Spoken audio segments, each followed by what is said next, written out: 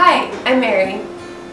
My group and I are going to present on Japanese history, culture, and healthcare perspectives.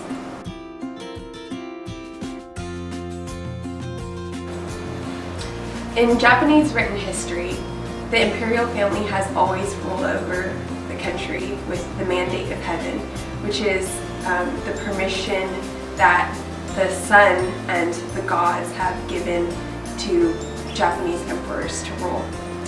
In the 1400s, the shoguns took over, and they're the military dictators of Japanese history. And the policy that they enacted completely cut off Japan from other influences, especially the Western world. However, in 1853, with the American Perry expedition, the shogunate fell and the emperors returned to power. The Meiji period that followed dramatically changed foreign policy, and the empire completely abandoned their attitude of isolation and feudalism.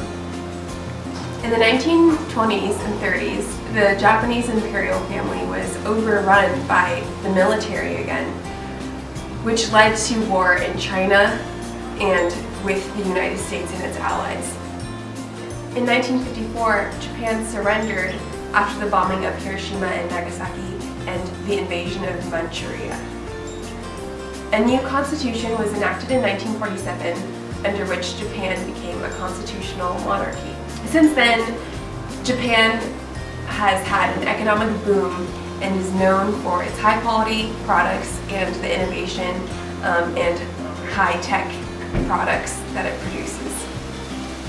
The history of nursing in Japan started in 1952 when the first nursing university was established. Kami are nature gods that are in tidal waves, mountains, and any other part of nature that you could think of. They would be the equivalent of European dryads or wood nymphs in they would be the equivalent of European dryads or wood nymphs in mythology or Norse culture. Another core belief in Japanese culture is ancestorism. In this paradigm, ritual purification is used to cleanse people of tsumi. Tsumi is the equivalent of sin. It comes from blood, wounds, death, childbirth, infection, menstruation. It can be cleansed through purification in springs and lakes. Buddhism was adapted to this context of ancestorism and animism. So Buddhas and Bodhisattvas in Hindu culture are kamis, which are the nature gods.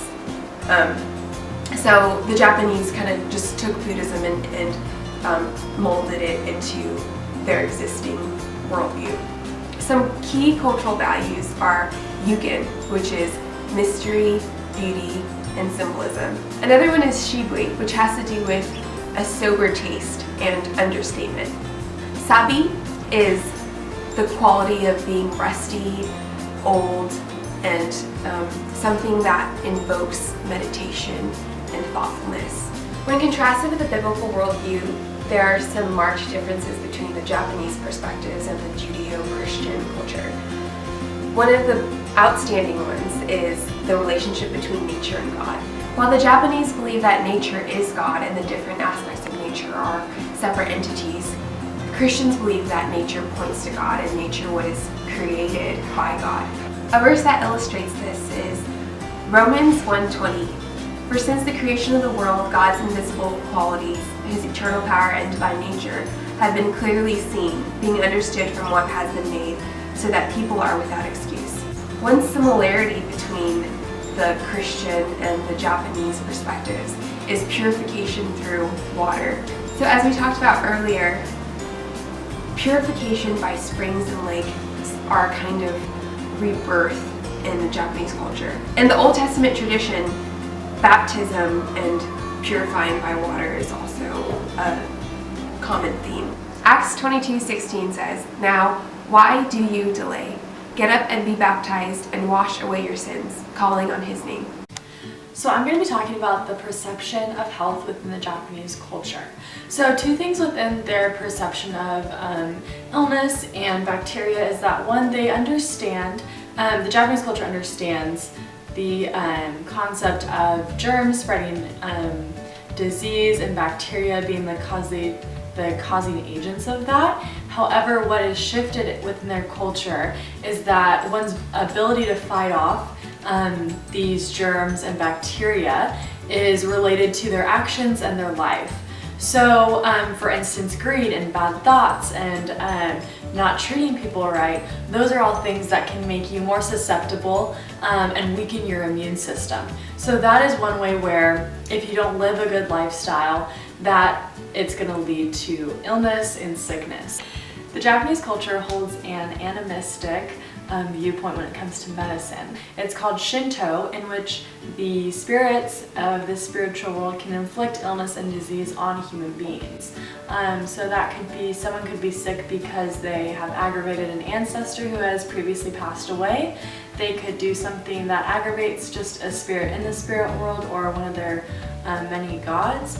It could also be in a sense of just a spirit that is in distress and trying to communicate with the human world.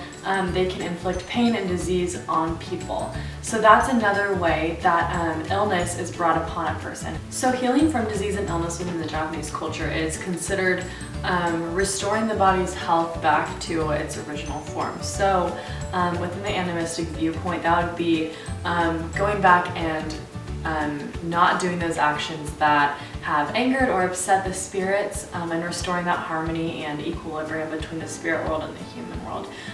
Two traditional healing methods that the Japanese use within their healthcare system is acupuncture and Kampo alternative medicine, which is very similar to Chinese medicine, Chinese alternative medicine, which has just been slightly adapted to the Japanese culture and used within that. So it's very similar to Chinese medicine. The Kampo alternative medicine focuses a lot on a diagnostic or a diagnosis, and then what herbs and what therapy is going to be best used for that diagnosis. They don't necessarily go into, you need all these medications. They try to keep it very simple of, this is the therapy that you can use. So one source of therapy that they use is acupuncture, which is taken from Chinese medicine, but the Japanese just have a different focus on it. They focus more on when inserting the needles on patients. They palpate the abdomen and the surface more because they believe that a lot of the germs and susceptibility rest in that top layer of the skin. So by just palpating where the source is and inserting the needle within that area, they believe that that's going to be more effective and have less harmful side effects.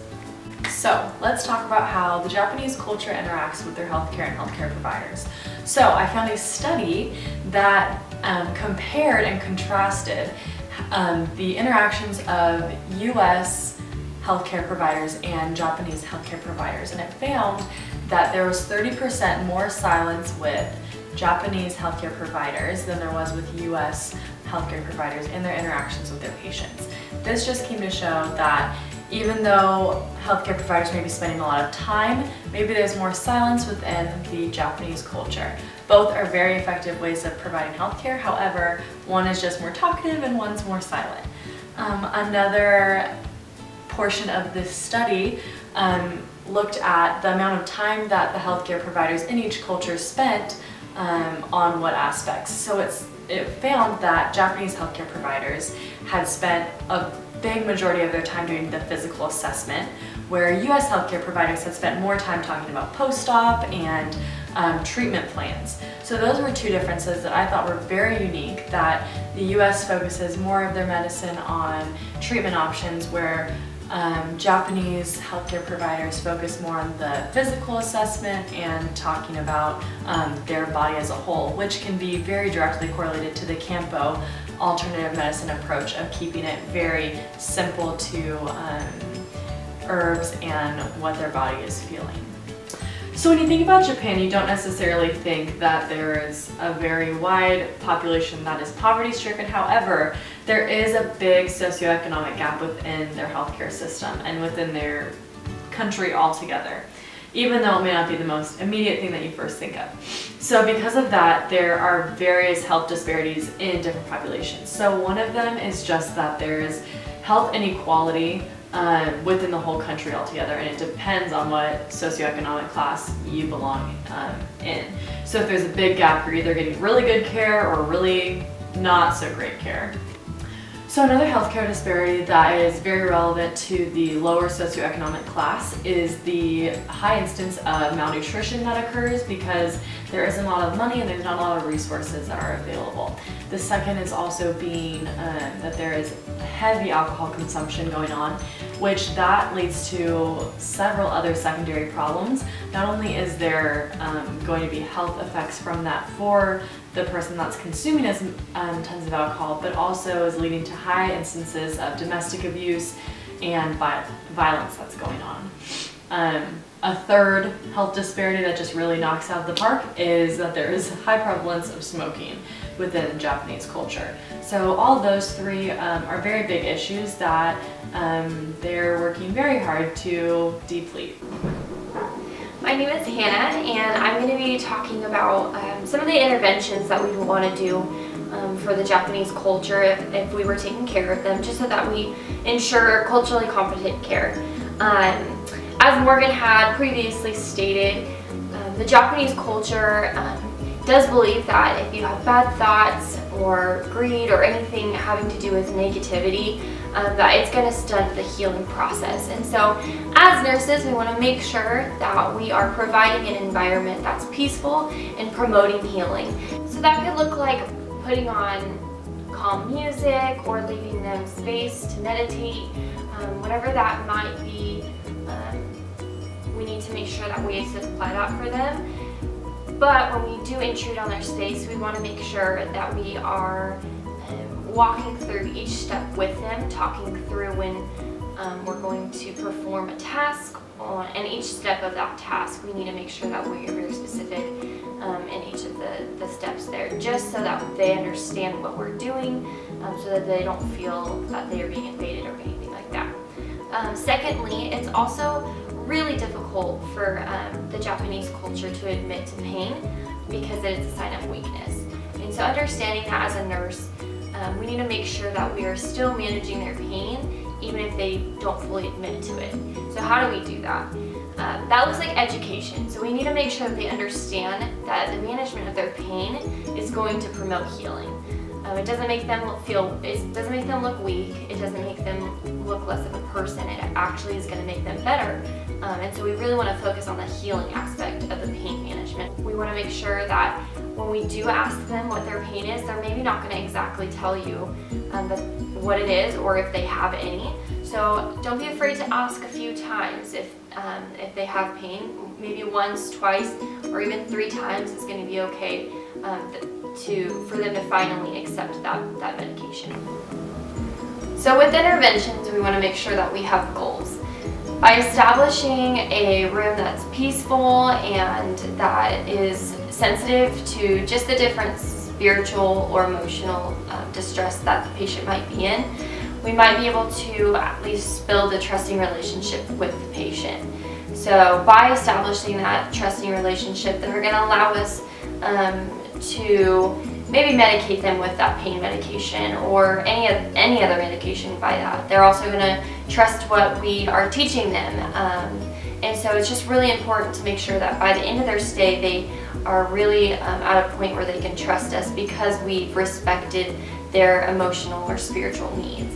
Alongside of that, we also, with the pain management, we want to finally be able to have them feel like they can finally express their need for medication, whether that's pain medication or if they have a scheduled medication, making sure that they're open to getting that medication. And now these are only a few of the goals that we could have for this specific culture that relates to them, and so we hope that by these just specific interventions we're able to provide care that tells the Japanese culture that we care about them and that we're sensitive to what their individual needs are. And so we appreciate you listening in on our presentation. Again, Mary, Morgan, and me, Hannah, We loved teaching you about the Japanese culture and also their health